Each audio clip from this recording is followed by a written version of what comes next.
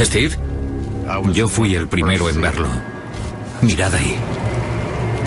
Miré hacia el este y vi unas luces viniendo hacia nosotros a toda velocidad.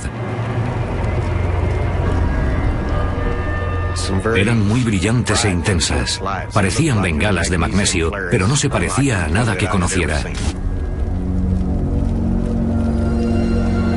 ¿Qué diablos es eso?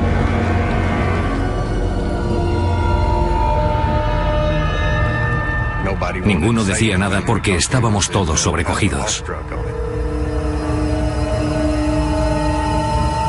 1, 2, 3, 4, 5, 6 y 7. Al ser piloto, lo primero que pensé fue qué clase de avión podía ser. Vuelo por esta zona bastante a menudo y conozco el tiempo que se tarda en ir del punto A al B. Estimé que la velocidad era de miles de kilómetros por hora. No era posible que algo moviéndose a esa velocidad no produjera ni un sonido de resistencia al aire ni de ningún otro tipo. Las luces alcanzaron un punto muerto sobre Stephenville. No sabía si estábamos en la guerra de los mundos o qué. Y entonces las 7 luces se alinearon en vertical. Las luces de atrás se movían de forma distinta. Tenía 7 luces, cada una parpadeando a destiempo. Se quedaron ahí durante un momento y de pronto resplandecieron como una llama. ¿Habíais visto algo así? Jamás había visto algo parecido en toda mi vida. Se parecía a una llama por combustión química y entonces, de pronto, desapareció. No dejó ni una señal, se desvaneció. ¿A dónde ha ido? ¿Qué rayos? Nunca había visto nada parecido. Lance Jones subió a su coche y se largó.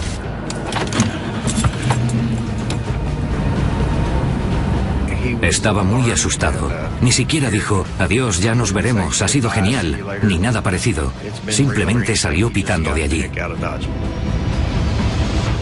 Mike y yo nos miramos y dijimos, ¿qué diablos ha pasado? No le encontraba ningún sentido. Teníamos que decírselo a alguien, así que nos fuimos a su casa para contarle a su mujer, Claudette, lo que acababa de ocurrir. ¿Claudette? Hola, chicos, llegáis temprano. Había unas luces, estábamos en la hoguera. Las vimos por encima de los árboles. Calmaos. La primera reacción de Claudette fue incredulidad y dijo, está bien, chicos, voy a llamar a Lance. Y le dijimos, adelante, llama a Lance. Él te dirá que es cierto. El por qué Lance tenía más credibilidad que nosotros aún no lo sé.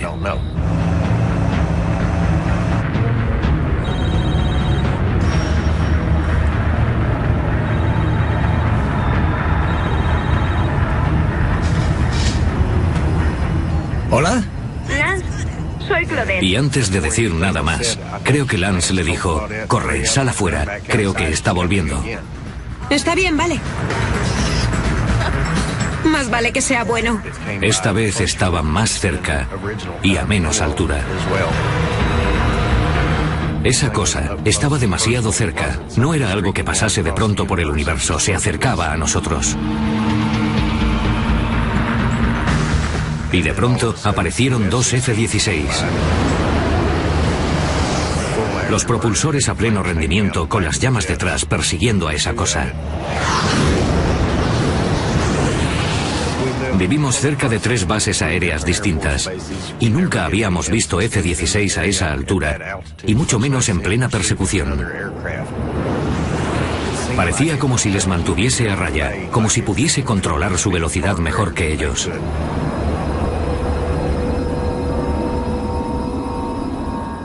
Lo vimos ir hacia el este hasta que desapareció de vista. ¿Por qué iban los militares a perseguir algo si fuese creación nuestra? Obviamente, no lo harían. Así que las preguntas eran, ¿qué hacen aquí? ¿Por qué están aquí? ¿Y qué es lo que quieren? ¿Son peligrosos? Tenía muchas preguntas y necesitaba las respuestas. Antes de irme esa noche les dije a Mike y a Claudette, vamos a llegar al fondo de esto, pero tenía prisa por ir a mi casa. Mi primera reacción fue pensar que si era el fin del mundo, quería estar en casa y proteger mi hogar, a mi mujer y estar con mis seres queridos. Trataba de procesar todo lo que habíamos visto esa noche, de encontrarle sentido.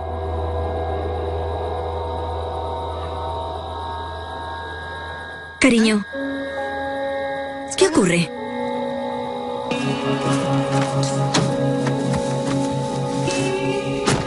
¿Qué pasa? Hemos visto algo extraño, unas luces muy raras en el cielo. Cosas que nunca he visto antes. Un par de jets han ido tras ellas. Vaya. Mi mujer se dio cuenta de que estaba muy afectado y supo que le estaba diciendo la verdad. ¿Era un ovni? No lo sé.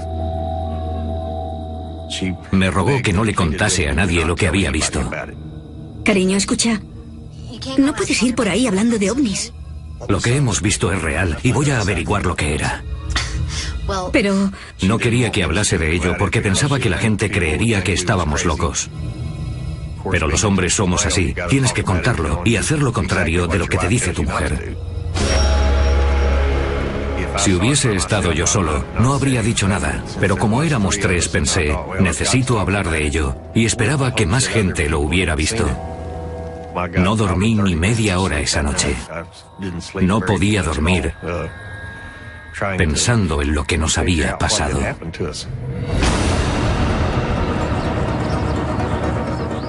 A la mañana siguiente, llamé al aeropuerto de Stephenville, en Texas.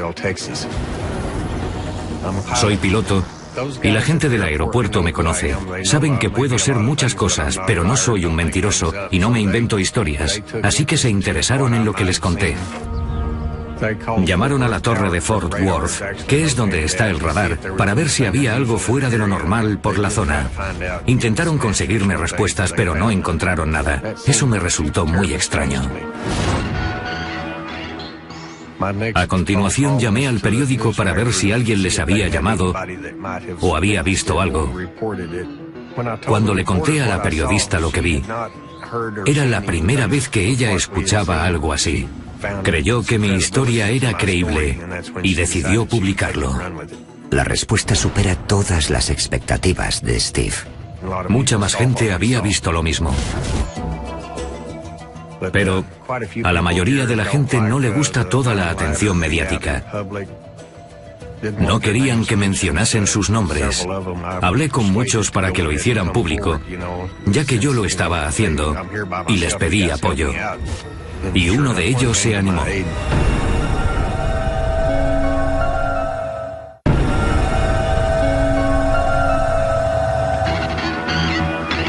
En la noche del 8 de enero de 2008, en las afueras de Stephenville, Texas, Steve Allen y un grupo de amigos vieron cómo aviones militares perseguían unas luces extrañas, pero no fueron los únicos testigos de este misterioso suceso. Llamé al periódico local, hablé con la redactora y le conté lo que vimos.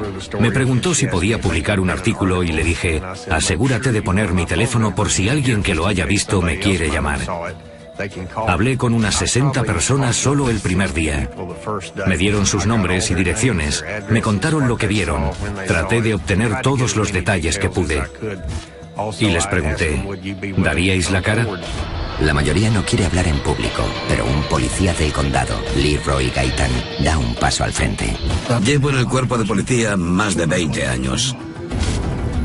Soy agente y soy elegido por los votantes.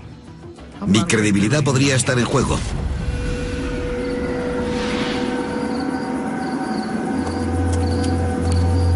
¿Mamá lo ha pasado bien? Sí, se llevó una sorpresa. Era el cumpleaños de mi mujer y habíamos comprado un pastel y cocinado para ella. ¿Qué es eso, papá?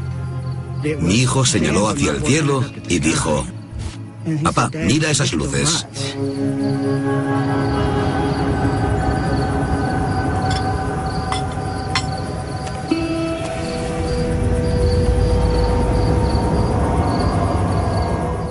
Cogí mis prismáticos para intentar verlo más de cerca y lo único que conseguí ver fueron unas luces brillantes y azuladas, como fluorescentes. Durante ese rato yo trataba de observarlas de cerca y mi hijo, que tiene 10 años, no paraba de hacerme preguntas. Papá, ¿es un platillo volante? ¿Qué es? No. Supe que eran jets porque pasan muy a menudo por nuestra casa y los oímos. ¿Qué era eso? Pensé, ¿será alguna clase de ensayo? ¿Qué es? Todo ocurrió muy deprisa y no paraba de preguntarme a mí mismo, ¿es de fuera de este mundo? ¿Es militar?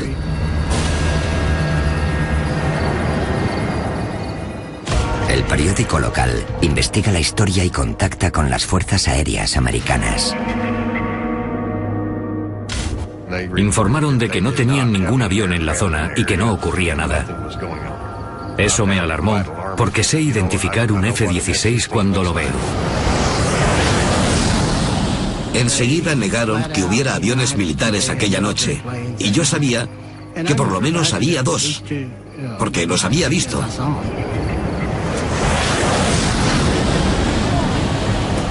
Eso me preocupó bastante. ¿Qué estaban ocultando? Para Steve Allen, la negativa hizo aumentar su determinación. Quería averiguar la verdad a toda costa. Aunque significase quedar en ridículo ante los medios y ante la gente, queríamos llegar hasta el final.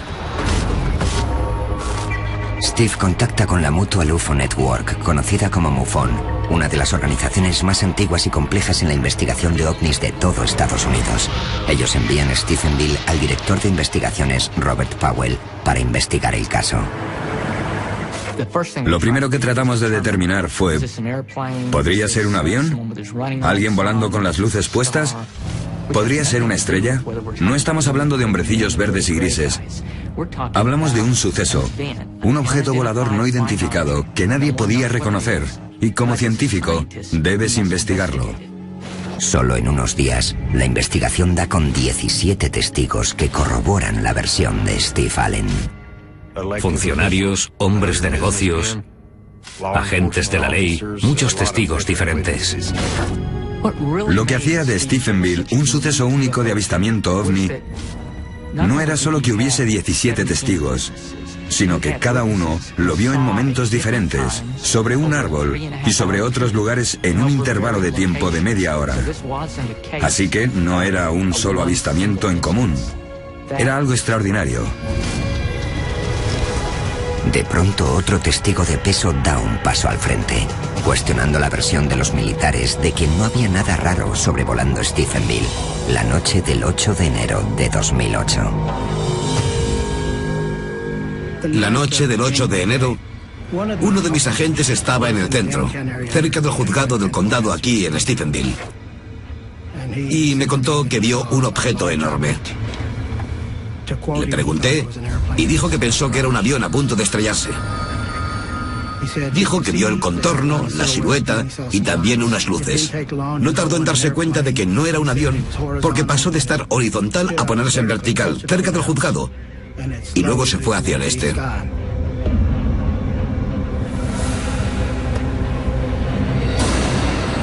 Apuntó su radar hacia esa dirección. No iba muy rápido, a unos 30 kilómetros por hora.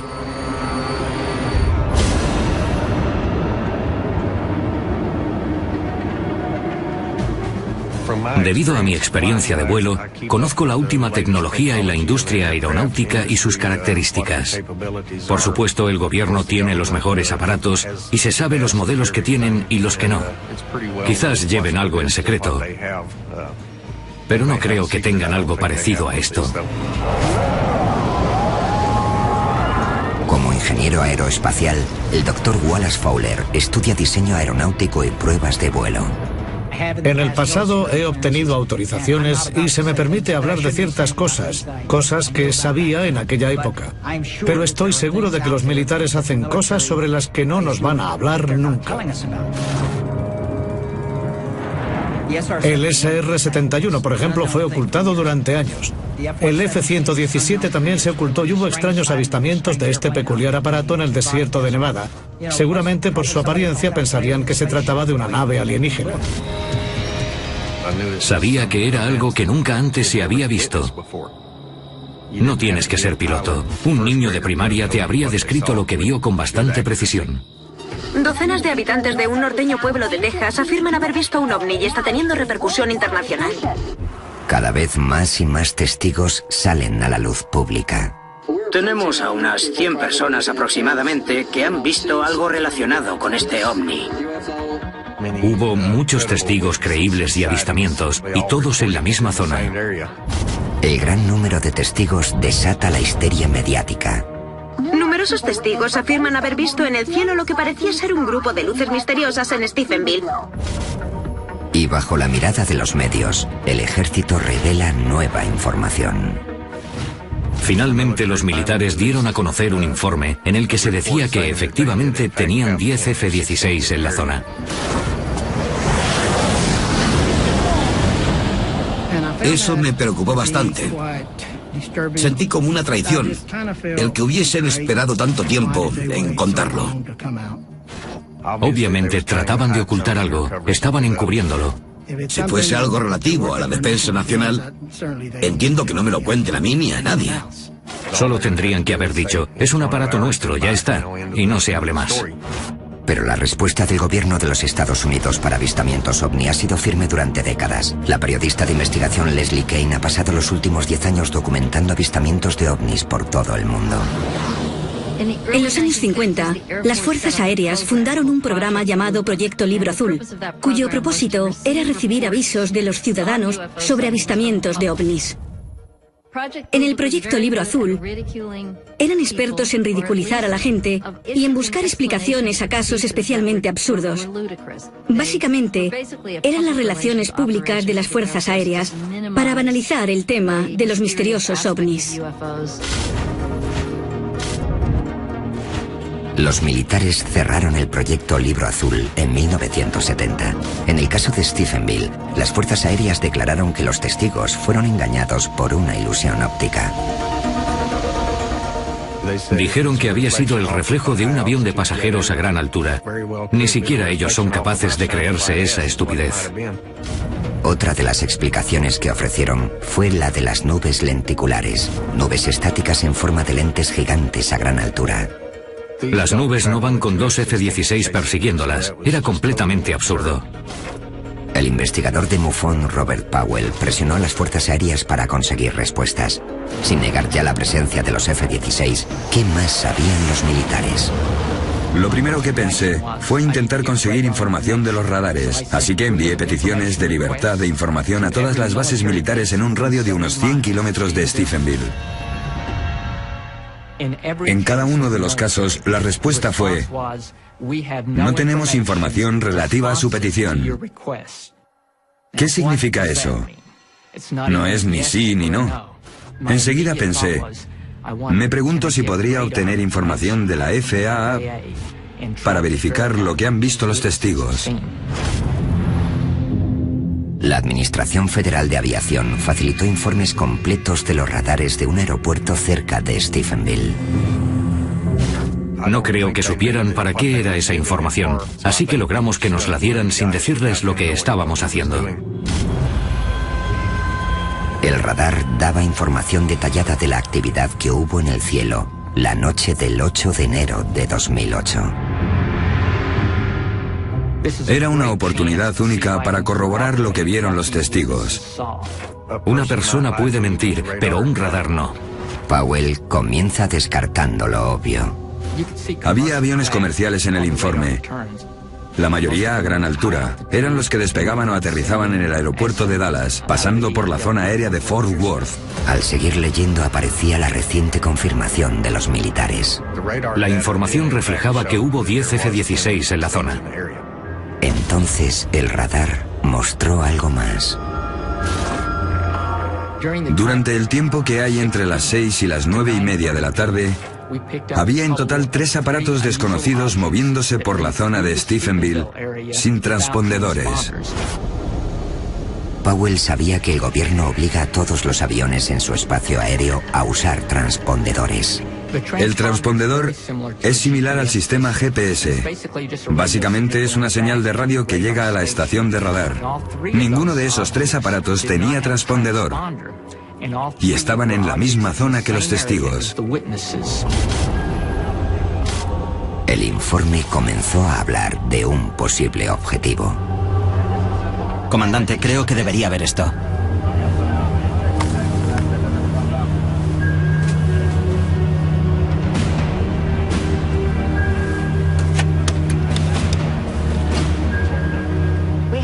Vimos un avión sin identificar acercándose a la zona de exclusión aérea P4 de Crawford, Texas. Un avión sin transpondedor se dirige a una de las zonas prohibidas de vuelo más vigiladas de todo Estados Unidos. Uno de los aparatos que vimos en el radar iba directo al rancho Crawford. Viajaba en línea recta.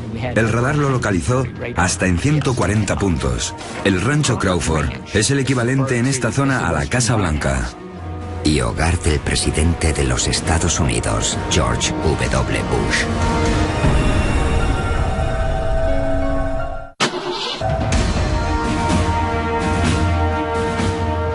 Durante la noche en la que los testigos informan de un ovni sobrevolando Stephenville, Texas, la información del radar registra 10 F-16 y una misteriosa nave que va directa a la zona de exclusión aérea sobre el rancho Crawford. El rancho Crawford es donde vive George W. Bush, nuestro expresidente. Está al este de aquí a unos 90 kilómetros. La zona de exclusión aérea llega a 5 kilómetros de distancia en todas direcciones. Traspasar esa zona de exclusión es un delito muy serio. Se acerca al área de exclusión P4, Crawford, Texas. Es muy grave para la seguridad nacional. Si un piloto entra en esa zona, o le obligan a aterrizar o le derriban. La nave se dirigía a la versión tejana de la Casa Blanca y había 10 F-16 a unos 40 o 60 kilómetros de distancia de esa nave. Y en el radar se ve que ninguno de los F-16 reacciona y la nave desciende. Se desplaza en línea recta a mucha velocidad y en un par de segundos desaparece. Si los F-16 no perseguían a la extraña nave, ¿estaban las Fuerzas Armadas escoltando un avión que era secreto militar? ¿Por qué lo iban a sacar en una zona tan poblada? Lo harían en el desierto donde nadie lo pudiera ver. ¿Por qué hacerlo aquí? Si era un avión militar y lo pilotaron en zona civil, sería una metedura de pata muy grande de los militares. Tratando de averiguar más acerca de esta extraña nave, Steve Allen y Robert Powell vuelven a consultar la información del radar. Para mí, la velocidad era un asunto muy importante. El radar hace un barrido cada 10 segundos, así que una vez que sé dónde está el objeto y lo localizo otra vez cada 10 segundos, es cuestión de echar cálculos para saber a qué velocidad se movía entre los 10 y los 20 segundos. Concluí que el objeto aceleró hasta unos 3.000 kilómetros por hora y continuó así. Después, Powell investigó para averiguar el tamaño del aparato. No podía hacerlo con la información del radar, porque nada de lo que registra la FAA tiene que ver con las dimensiones. Pero uno de los testigos decía tener algo que quizás podríamos usar. Después de que se conociera mi historia, un compañero al que conozco de toda la vida me dijo que la noche del 8 de enero vio lo que llamaríamos una nave.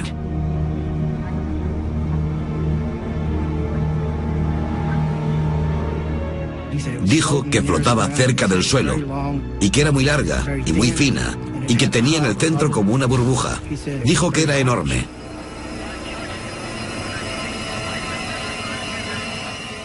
Dijo que era tan grande como una manzana de la ciudad. Dijo que era algo enorme, que hacía cosas raras y que iba muy deprisa. Yo confío plenamente en él. No tiene razones para mentir. Intenté calcular el tamaño de esa nave basándome en la descripción visual de los testigos y en la situación que ocupaba según el radar. Y basándome en eso, poder calcular el tamaño usando la trigonometría. El tamaño aproximado que debía tener era de unos 400 metros por 200. Algo de ese tamaño, con el alcance de 2 campos de fútbol, es como coger un campo de fútbol y hacerlo girar en un poste, y ese es el tamaño que tendría esa cosa. La pregunta es, ¿ha construido el hombre una nave con esas características?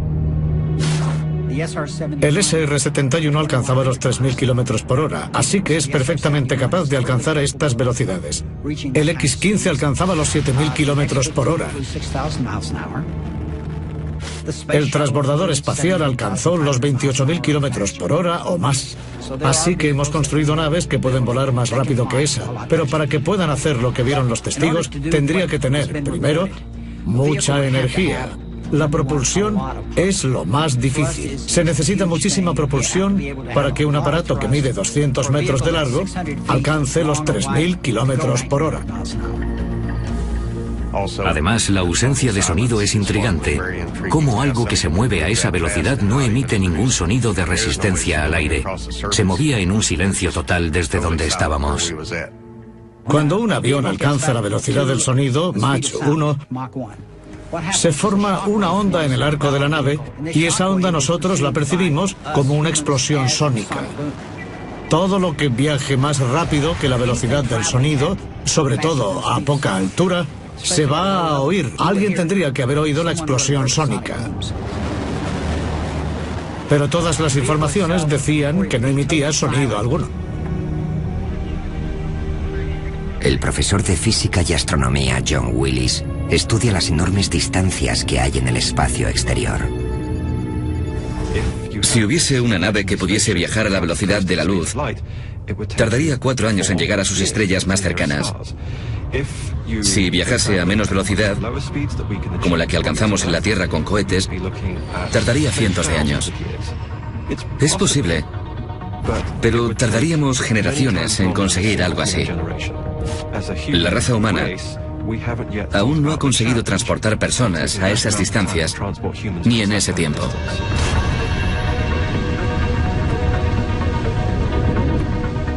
Podemos hacer estimaciones sobre cuántos planetas podrían albergar vida, pero saber cuándo vamos a poder establecer contacto con una civilización alienígena es algo sobre lo que no se quiere especular.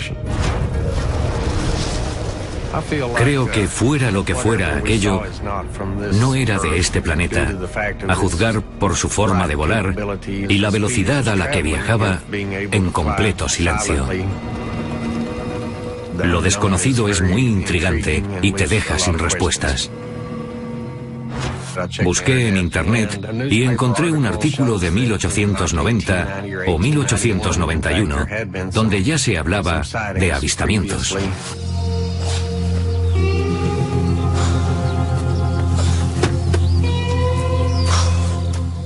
Había un señor en la prensadora de algodón que había visto un objeto volador extraño.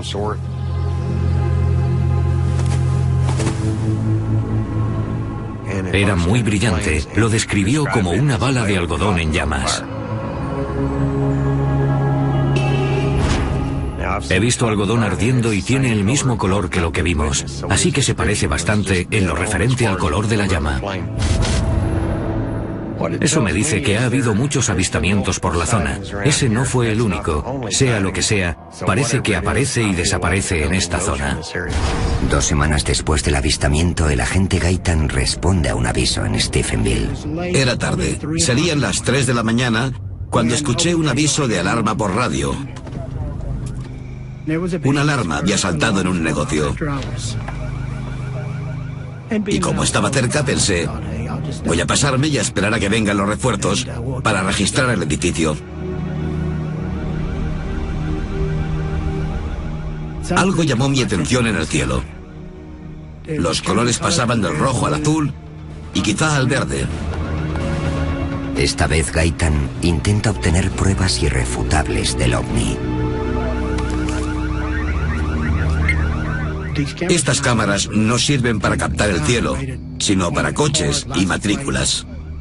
Pude enfocarla hacia esa cosa y comencé a grabar. Podía verlo a través del monitor de mi coche. Y era una esfera enorme que parecía flotar. No como la típica estrella, mucho más grande. Se movía de este a oeste lentamente y no sabía lo que era. Parecía como si palpitara. Parecía como si estuviese hueca. Me quedé ahí grabándola durante 15 o 20 minutos.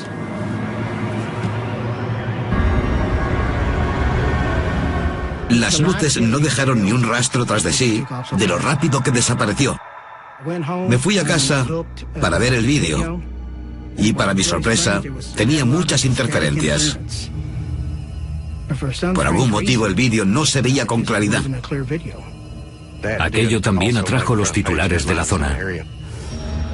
A pesar de la imagen borrosa, el último avistamiento dotó a la investigación de un nuevo objetivo. Estábamos progresando. Todo el mundo sabía lo que había visto. Para entonces cada uno teníamos una tarea designada. Robert analizaba los radares. Yo seguía recogiendo testimonios. Y había muchos. Así que estábamos atareados intentando averiguar qué había ocurrido. Pero los militares trataron de poner excusas. Hicieron una campaña de calumnias para cubrirlo todo, desacreditando lo que habíamos visto. Los ovnis son un fenómeno que el gobierno no puede explicar. Creo que ellos saben que existen, pero no lo pueden explicar, y no quieren ese peso en sus espaldas. Nos ridiculizaron por completo con lo que pasó. Nunca nos preguntaron qué vimos. Estaban ocupados inventando excusas. Una tapadera del gobierno sobre el tema de los ovnis es un tema muy complicado y arriesgado de tratar. Si ocurre algo que queda ampliamente registrado y con numerosos testigos, y tenemos muy claro lo que ha pasado, el gobierno no va a querer implicarse. Quieren ocultar algo que todo el mundo sabe que ha pasado. Probablemente existen documentos clasificados que hablan de ovnis que están ocultos. Así que el fondo de la cuestión es que el gobierno americano no facilita la información que posee. Pero Steve Allen se niega a abandonar su búsqueda de la verdad. Su perseverancia da sus frutos cuando recibe una sorprendente llamada. La persona al otro lado de la línea no es otro que el astronauta de la NASA, Edgar Dean Mitchell. Hablamos un buen rato por teléfono, casi hora y media, y le conté lo que había visto. Él sabía de lo que le hablaba. El astronauta del Apolo 14, Edgar Mitchell, es un héroe americano. Fue el sexto hombre en caminar por la Luna y durante años ha sido muy abierto con el tema de los ovnis. Le interesa mucho el tema y ha hecho investigaciones internas de forma privada con gente de muy arriba. Me contó muchas cosas interesantes sobre lo que la NASA quiere que digan y lo que no quiere que digan.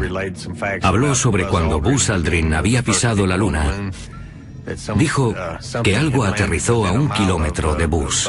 Él informó a Houston y en Houston le dijeron: no lo mires, no mires hacia allí, ni en esa dirección, no tengas ningún contacto directo, sigue con tu misión, olvida cualquier cosa que hayas visto. ¿Y qué ocurrió en la misión del Apolo de Mitchell en 1971? Había visto naves mientras estuvo en el espacio. Vio muchas cosas que no eran estrellas ni nada parecido. Vio un ovni. El doctor Mitchell tiene mucha credibilidad. La NASA no puede controlarle, ni el gobierno, así que ya no le importa un bledo y cuenta lo que él vio. Creo que todo lo que dice es verdad. Yo sabía que mi historia era real y eso era lo más importante. La sorpresa llegó cuando salió el informe por todo lo que implicaba. Resulta que el radar mostraba algo que nunca había visto antes. Fue una sorpresa, me quedé en shock.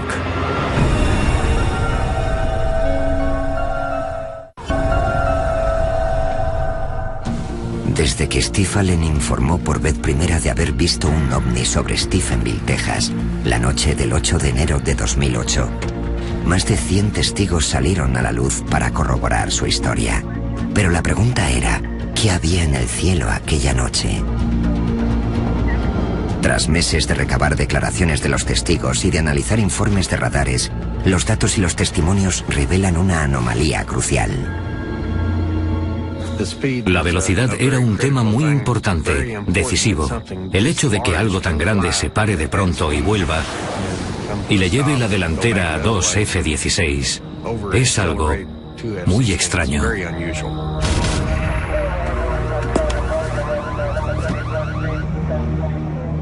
El objeto, fuese lo que fuese, pasó de estar parado a ir a 3.000 kilómetros por hora tan solo en 2 segundos.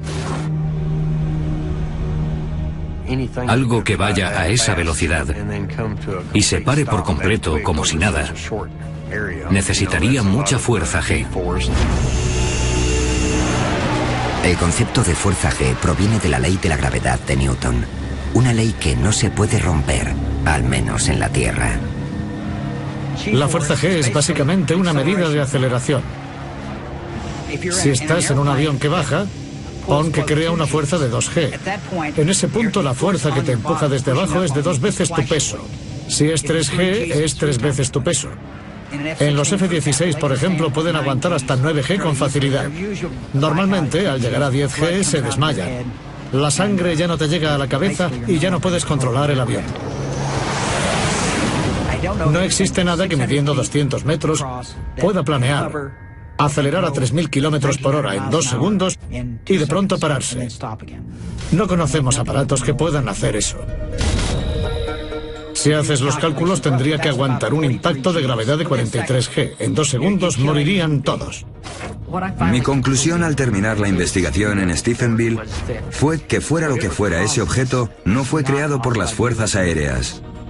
Eso no significa que fuese un objeto extraterrestre. No se puede probar que lo que pasó en Stephenville fuera extraterrestre. Aún así, puedo asegurar que no era nada que se hubiese fabricado en la Tierra. Cuando salió el informe me sentí satisfecho. Contaba exactamente lo que habíamos visto. Mira eso. La localización exacta, la misma hora, todo estaba ahí. Yo sabía que había visto algo extraño, pero había gente que no nos creía. Y me sentí respaldado al ver que había evidencias. Corroboramos la investigación con 3 controladores de tráfico aéreo de la FAA. Les preguntamos, por favor, mirad este informe, ¿encontráis algún error en el informe? Y ninguno encontró ni un solo fallo. Al final el informe de Powell resultó ser demasiado bueno. Siguiendo un consejo de las fuerzas aéreas, la FAA endureció la normativa para acceder a la información de los radares.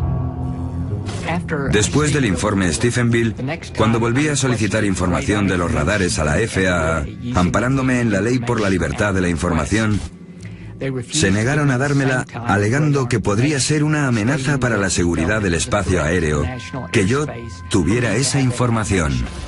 Puede que fuese una imprudencia enviarnos toda esa información, y seguramente lo fue, pero respaldó lo que vimos.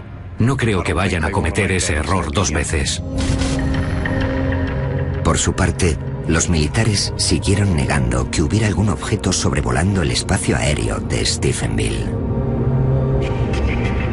Entonces, el 23 de octubre de 2008, más de 9 meses después del primer avistamiento ovni, una multitud de aficionados llenaba las gradas del campo de fútbol del instituto. Estaban celebrando un partido y de pronto el ovni o lo que fuera se detuvo por encima del estadio. Green 72. La nave se situó justo encima y todo el partido se detuvo. Primero pararon los jugadores y el árbitro siguió mirando el partido hasta que vio que todos miraban hacia arriba. Todo el mundo lo vio desde las gradas y desde el campo. Cientos, tal vez miles de personas viendo lo mismo. Es algo real. No es ninguna alucinación. Para Steve Allen y Leroy Gaitan, la vida no volverá a ser igual. Desde aquel 8 de enero y los otros acontecimientos, mi vida ha cambiado. Mis creencias han cambiado. Ahora creo que puede haber vida fuera de este planeta. Y espero que antes de morir pueda llegar a saber la explicación de lo que vi. Sabía que iba a cambiar mi vida. Sabía que es algo que no todo el mundo tiene la suerte de ver. Y que yo soy muy afortunado por haberlo visto. Creo que hay vida en otros universos o galaxias o sistemas solares. Tienes que ser muy estrecho de miras para pensar que somos los únicos seres que existen. Y la búsqueda de la verdad de Steve Allen aún no ha terminado. Espero sinceramente volver a verlo de nuevo. Quiero saber lo que es. Ahora miro el cielo mucho más a menudo.